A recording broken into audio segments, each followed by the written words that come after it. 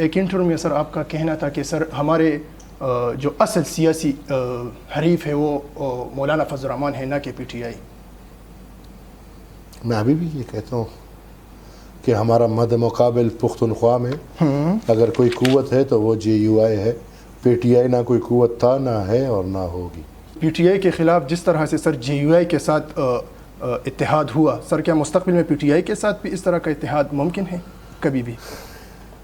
P D M حکومت کے مطابق انہوں نے سر پاکستان ریاست بچانے کے لیے سر سیاست کی قربانی دی۔ سر تو کیا ریاست کا سب سے بڑا مسئلہ اس وقت عمران خان ہے یا اس وقت عمران خان تھا؟ ہاں، میرے خیال میں اس وقت تو خیر عمران از ڈیڈ باڈی۔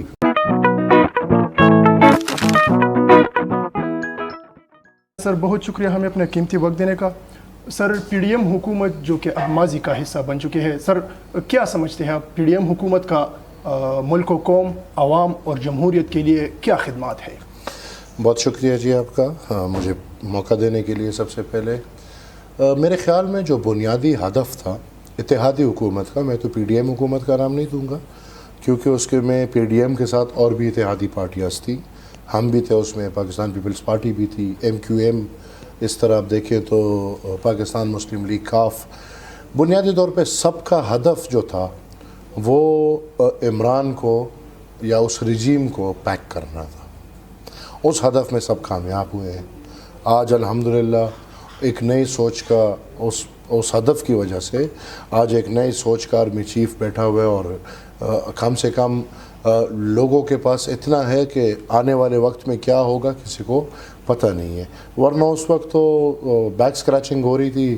ہمیں پتہ تھا کہ عمران تھا اور عمران یہ فیض نے آنا تھا چیف، اور عمران نے پھر آنا تھا وزیر اعظم، اور فیض کو پھر ملنی تھی ایکسٹینشن، اور عمران نے پھر صدر پاکستان آنا تھا، اور یہ ایک 12-15 سال کا پلان تھا۔ تو کم سے کم اس کو دیکھتے ہوئے ہاں اپنے ہدف میں یہ کامیاب ہوئے۔ چیلنجز تھے، بہت زیادہ چیلنجز تھے۔ جو سب سے بڑا چیلنج تھا وہ فائنانشل تھا، جو پاکستان کی معاشی طور پہ جو حالات تھی، میرے خیال میں سب سے بڑا چیلنج وہ تھا۔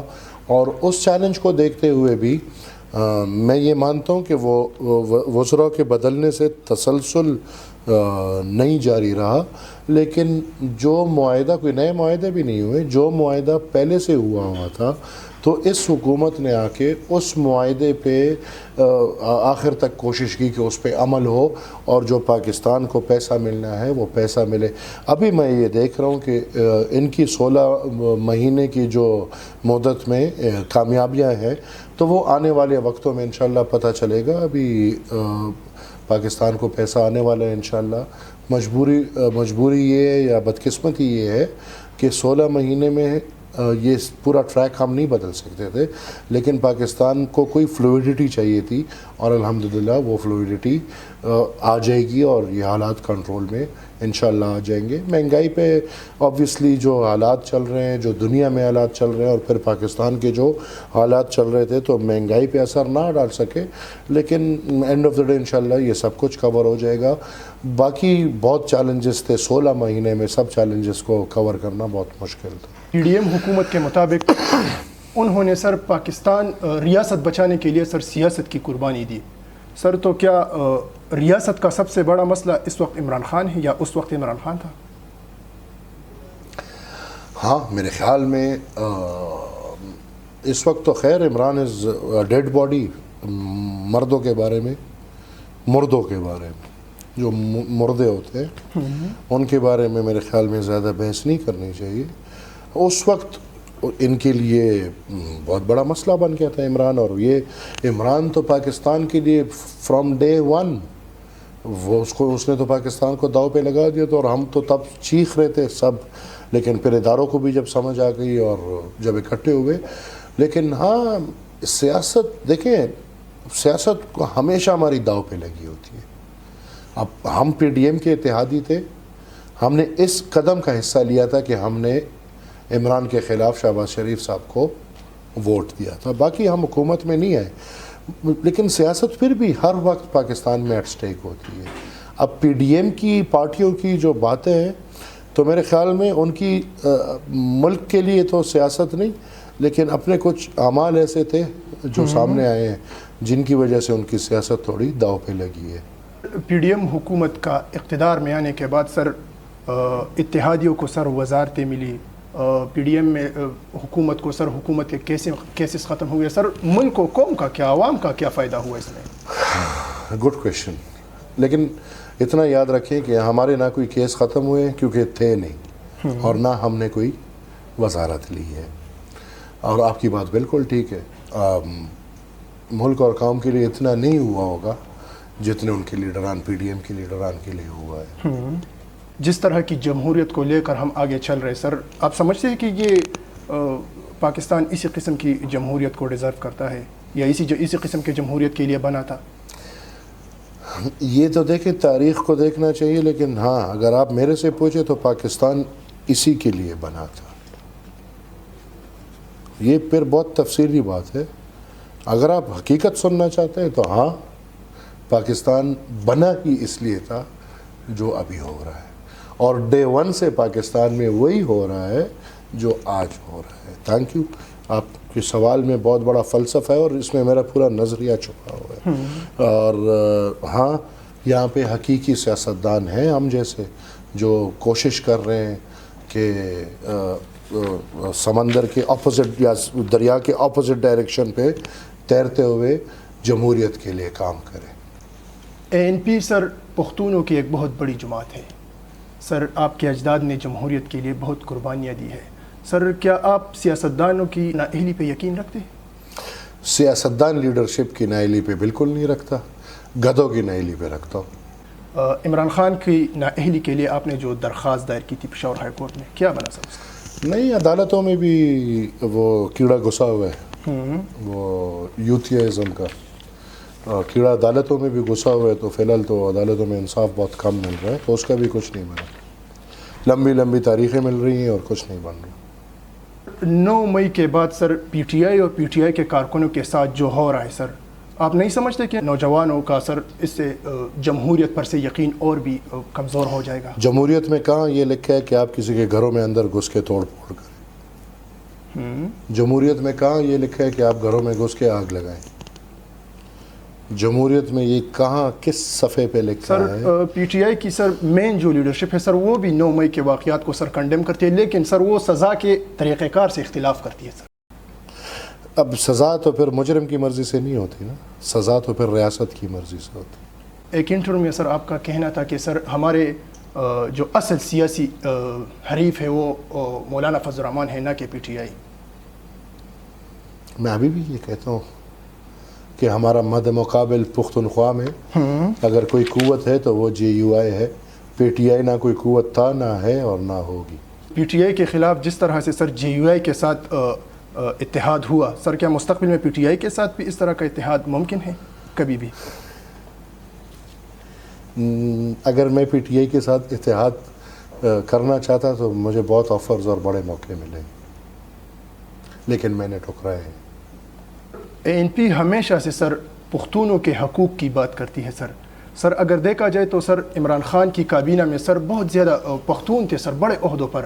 اسد کیسر, مراد سعید سر, شہریار آفریدی, علی محمد خان. سر آپ نہیں سمجھتے کہ عمران خان نے آپ کا کام اور بھی آسان کر دیا پختونوں کی خدمت میں؟ تو ہمیں تو ایسے پختون تو بکنے میں اس طرح کے بہت ملتے ہیں جن کو صرف عہدے چاہیے ہوتے ہیں, اور یہ تو تاریخ گواہ ہے. اور میرے دادا فرماتے بھی تھے کہ پختون قوم میں جو بے شرم ہو وہ پھر صرف اپنے آپ کو نہیں پورے قوم کو بے شرم بنا دیتا ہے.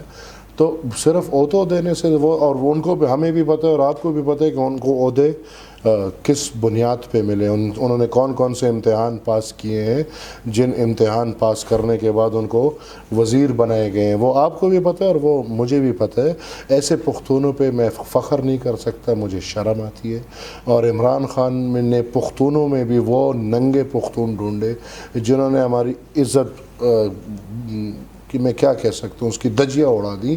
باقی اگر انہوں نے پختونوں کے لیے کوئی کام کیا ہوتا، میں تو پختون فگر کو میں نے یہ کبھی نہیں کہا کہ میں ادھر پختون وزیر چاہتا ہوں، میں تو پختون عوام کے حقوق چاہتا ہوں. تو وہ جو چیخ رہا تھا کہ 100 ارب اس کے منہ پہ مار ڈالیں گے اور 200 ارب اس کے منہ پہ مار ڈالیں گے، ابھی پتہ نہیں چوہے کا بل کا پتہ چلتا ہے لیکن اس کا نہیں پتہ کہ وہ کون سے بل میں چھپا ہوا ہے. وہ کتنے 100 ارب کس کے منہ پہ مارے؟ ہمارا صوبہ تو 70 ارب کے بجائے 800 ارب ابھی قرضدار مزید ہو گیا ہے، ملک کی تباہ حالی ہے. تو پختون تو وہ ہے جس پختون اپنے قوم کی رسد کیسر کا میں اچار ڈالوں، اس نے قوم کے لیے کیا کیا؟ سول سپرمیسی، کیا آپ سمجھتے ہیں کہ موجودہ سر سیاستدانوں کی بس کی بات ہے؟ یہ کسی بھی سیاستدان کی بس کی بات نہیں ہے، یہ عوام کی بس کی بات ہے اور یہ عوام کا طاقت ہے. Civil supremacy, what is civil supremacy? بنیادی طور پہ طاقت پبلک کی، عوام کی طاقت. اب عوام کی طاقت کون لڑ سکتا ہے، کون جیت سکتا ہے؟ عوام. یہ کسی ایک سیاستدان کی بس کی بات نہیں ہے. اور جہاں پہ کارخانہ لگا ہوا ہے، جہاں پہ سیاستدان اس کارخانے میں بن کے نکل رہے ہیں اور وہ اب ایسے ایسے عہدوں پہ ایسے ایسے جگہوں پہ پہنچ گئے ہیں کہ لوگ اس کے پیچھے پاگل ہو رہے ہیں، تو ادھر سول سپریمیسی کی کون لڑائی کرے گا؟ لیکن اگر یہ لڑائی کوئی لڑ سکتا ہے یا جیت سکتا ہے تو وہ عوام ہے. عوام کا کام ہوتا ہے ووٹ دینا سر، پھر اپنے اختیارات ایکسرسائز کرنا وہ سیاستدان کا کام ہوتا ہے. ہمارے ہاں سر سیاستدان اپنے اختیارات ایکسرسائز ہی نہیں کر سکتے. Thank you.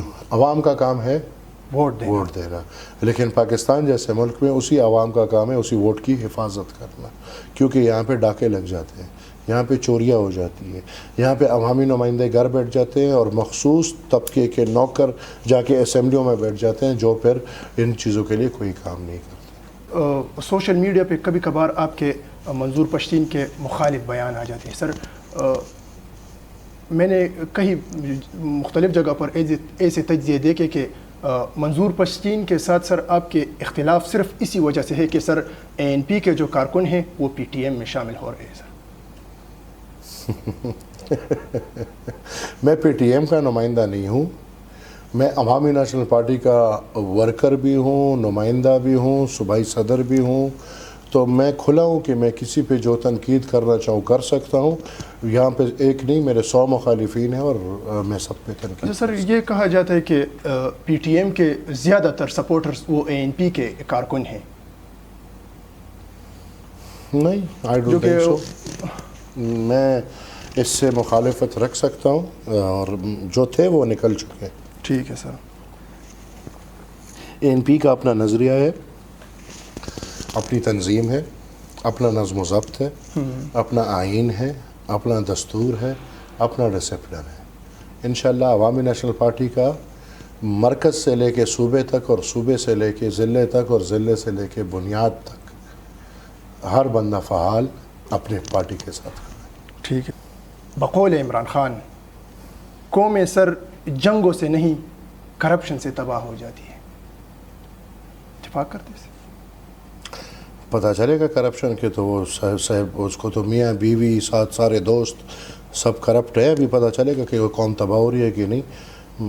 الحمدللہ ہم تو کھلے باز ہیں، کھلے بازوں کی طرح گھوم رہے ہیں. 10 سال ہم نے عمران کے دور میں پہلے صوبہ اور پھر مرکز ہر قسم کا ٹرائل کیا، لیکن ہم تو کھلے گھوم رہے ہیں. اب جو کرپٹ ہے، جو چور ہے، اس کا باپ بھی تھا، یہ بھی ہے، اس کی بیوی بھی ہے، اس کی بیوی کے دوست بھی ہیں، اس کے دوست بھی ہیں.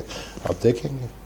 کیا پاکستان میں کسی بڑی سیاسی جماعت کا سربراہ بننے کے لیے سر آپ کے آباء و اجداد کا بڑا سیاستدان ہونا ضروری ہوتا ہے؟ دیکھیں، پاکستان نہیں بلکہ یہ اس خطے کے جتنا آپ دیکھیں تو یہاں پہ لیڈرشپ جو ہوتے ہیں وہ قوم ایکسیپٹ کر لیتی ہے. اور جب ایک دفعہ ایک لیڈرشپ قوم ایکسیپٹ کر لے تو پھر جس کو یہاں پہ وہ بولا جاتا ہے کہ باپ کی جاگیر ہے، دادا کی. اب الحمدللہ میری عمر جو بھی ہو but my people are accepting me. تو یہ صرف پاکستان نہیں بلکہ اس پورے خطے میں اگر آپ دیکھیں، ہندوستان کی سیاست دیکھیں، آپ چین کو دیکھیں، آپ روس کو دیکھیں، آپ افغانستان کو فار دیٹ میٹر دیکھیں. بدقسمت کہ افغانستان میں جو آخری بادشاہ تھا اس کا بیٹا نہیں تھا، تو یہ حالت پہنچ گئی. لہٰذا اس کو پازیٹیولی دیکھنا چاہیے.